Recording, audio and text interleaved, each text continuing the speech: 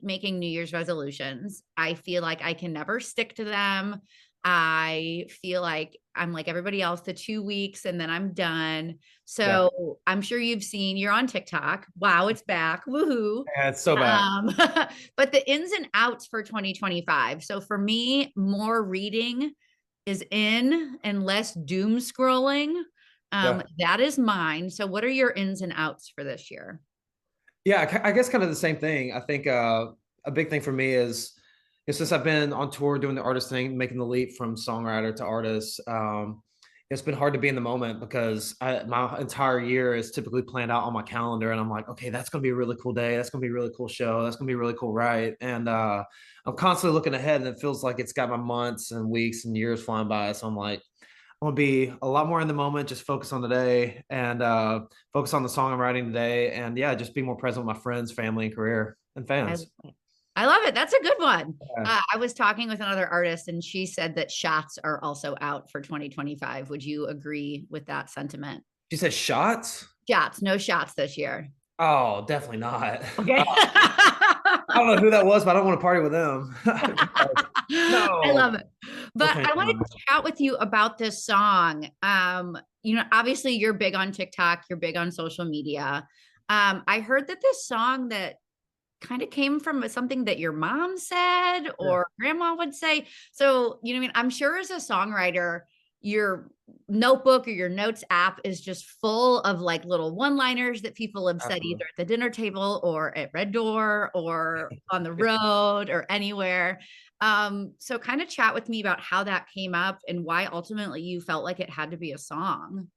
Yeah, absolutely. So I've heard that a lot because I'm in my 20s, and as a songwriter, a lot of my buddies that I write songs with also are in their 30s, have families, and they're constantly hearing my stories from the road and kind of living vicariously. And so is my family. And my mom was the one that really struck the chord with me with that phrase where she said, "Oh, you think you're stressed from the road? You think you're tired? Oh, well, wait till you have two boys, and wait till you have kids." And she's always really just said that growing up because me and my brother were not the easiest kids to raise. I know that for a fact, and we're still not the easiest kids to have. And now seeing my buddies and my close friends and from back home and here in Nashville start to have their wives and start to have families.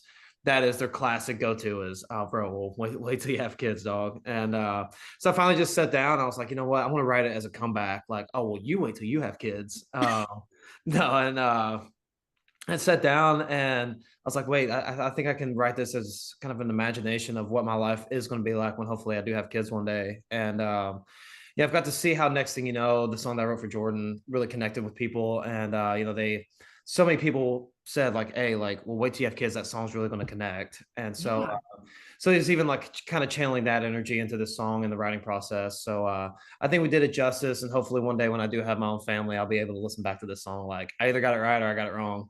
Yeah, I love it. Have you sent it to Jordan? Has he heard any of it? Because especially there's a little, it seems like as a big book nerd, it almost seems like, a sequel to that song a little bit. Yeah, absolutely. He was the first person I sent it to, and I sent it to a handful of people. And there was a handful of artists that kind of fought for this song. This was one of the first that I finally was like, all right, like I'm not letting this one get away. If I'm gonna ring the bell and get awards for the song, hopefully it's gonna be my voice and my name on it. So this is when I was like, I'm hoarding this one.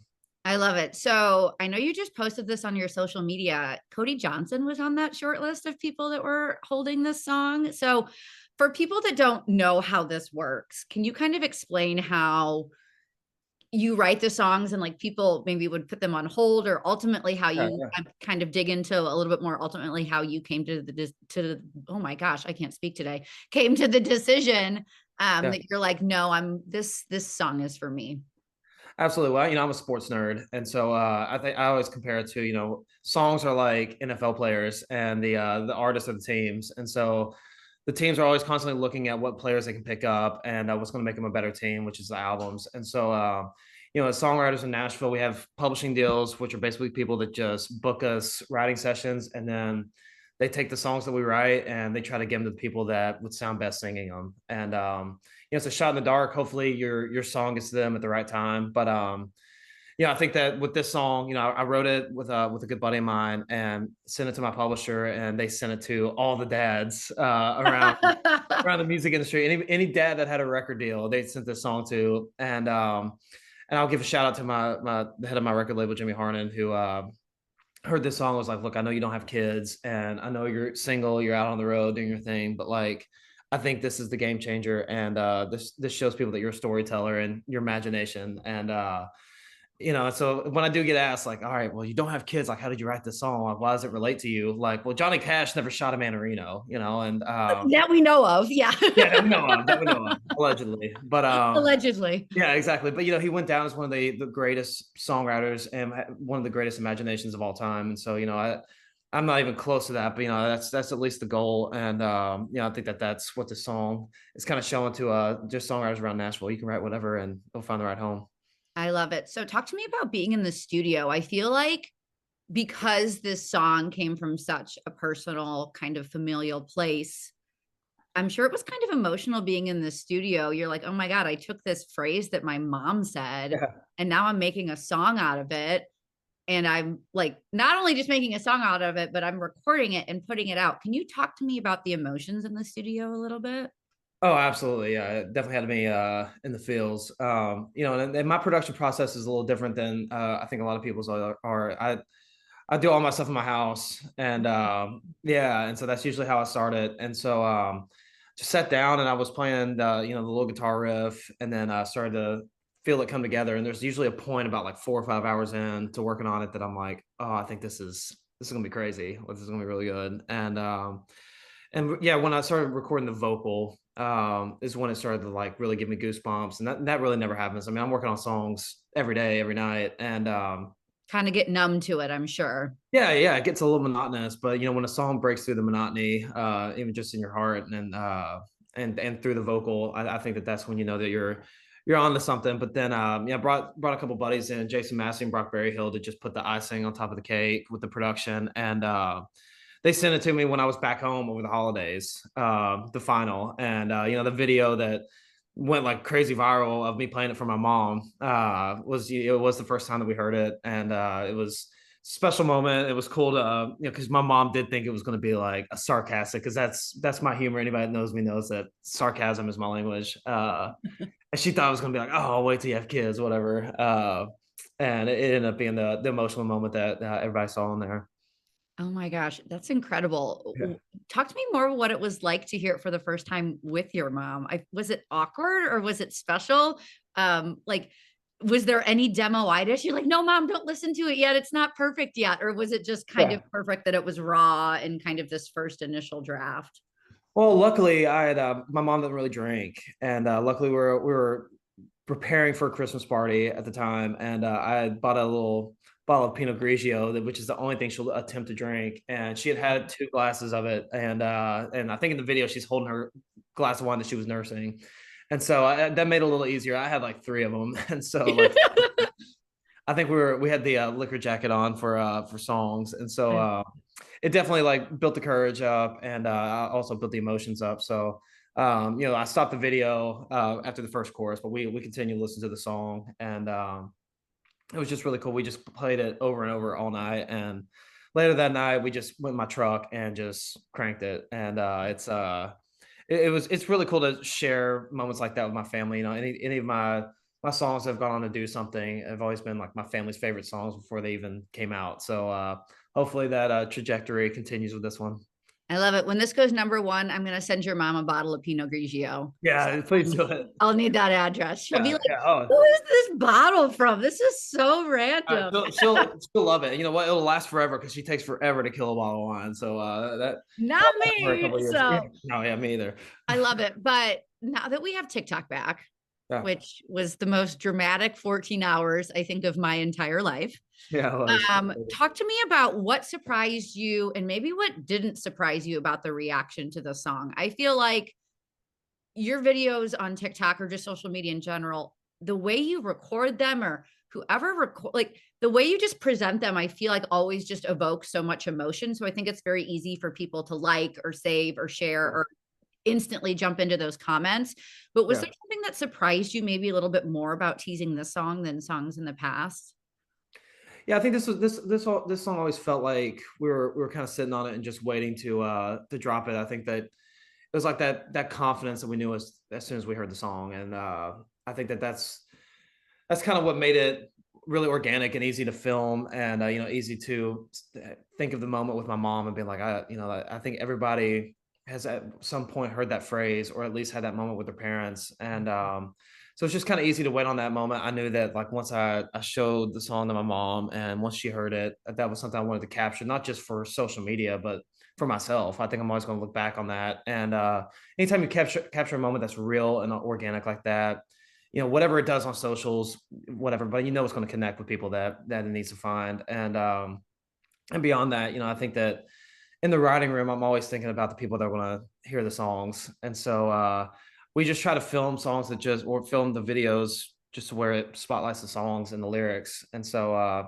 this song definitely made it easier though, because the lyric is so organic and comes from such a real place that you don't really have to overproduce it or over set it up. I think you just kind of let it live there.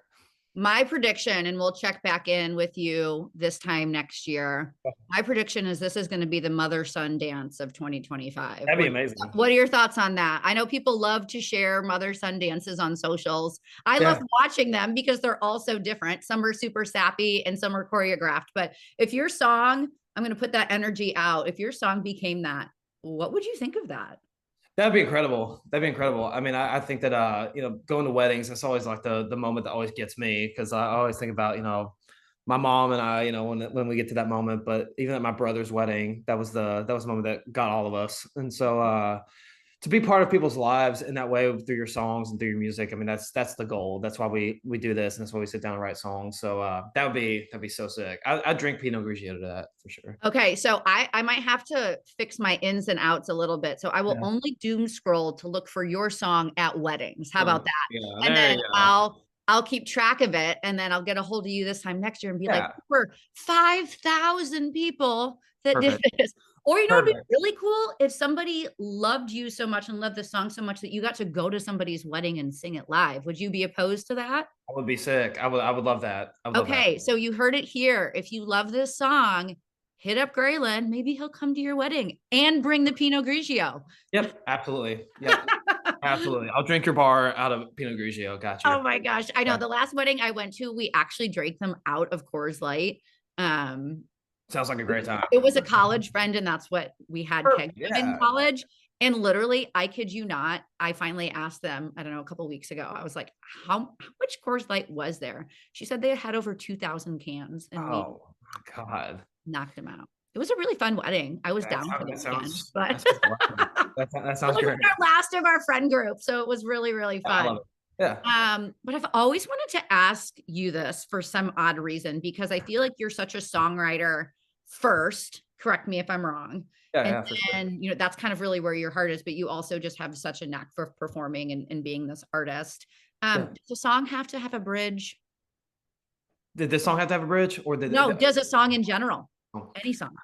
I typically, I mean, I love having bridges. Okay. I think that people kind of forget about the last 45 seconds of a song, and that's why I like to kind of like throw people off on it. My next release that I can't say, even though this song's coming out, it will be coming out soon though.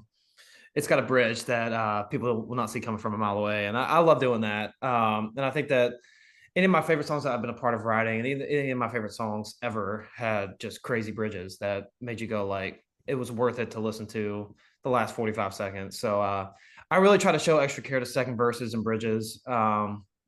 But if it's a banger and if it's up to, I think it's all situational. Sometimes you don't want to hear a bridge; you just want to get back to the chorus. So I think it depends on where you're at in the song, but I typically lean towards give me a bridge. Give me Yes, some.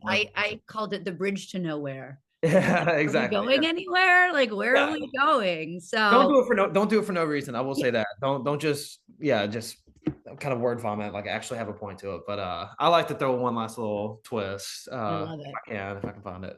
So you answered my last question. We're going to be getting more music from you. I know you can't tell me about it, but Yeah. you tell me that we are going to get more music from Oh, you. yeah, rapidly. Rapidly. Yeah, Oh my goodness. Okay, that's exciting. yeah. We're not going to take our time with this. I think that this year we're going to just really get it out there. And I think that touring's really shown me that you know I want to get as many songs out there as possible. And in the age of social media, I think that just finding what connects with people and just giving people more reason to listen to your stuff and find identity in it. You're